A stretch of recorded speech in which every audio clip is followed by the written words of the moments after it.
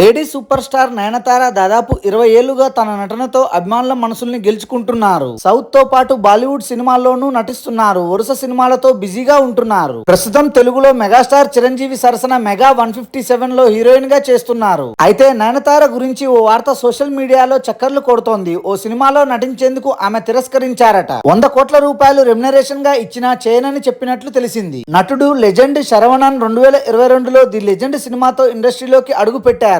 ఈ సినిమాలో బాలీవుడ్ నటి ఉర్వశి రౌతేలా హీరోయిన్ గా నటించారు. భారీ బడ్జెట్ తో తెరకెక్కిన ఈ సినిమా ఆశించిన స్థాయిలో విజయం సాధించలేదు. ఇక ఆయన రెండో సినిమా చేసేందుకు రెడీ అయ్యారట. ఈ ప్రాజెక్టులో కీలక పాత్ర కోసం నయనతారను సంప్రదించారని తెలిసింది. ఇందుకోసం రెమ్యునరేషన్ ఎంతైనా ఇస్తామని ఆఫర్ ఇచ్చినట్లు టాక్. ఈ క్రమంలోనే 100 కోట్ల రూపాయలు ఇచ్చేందుకు కూడా మేకర్స్ రెడీ అయ్యారని ప్రచారం సాగుతోంది. కానీ నయనతార ఈ ఆఫర్ ను సున్నితంగా తిరస్కరించినట్లు తెలిసింది. Thanks for watching this video. For more interesting videos please do subscribe.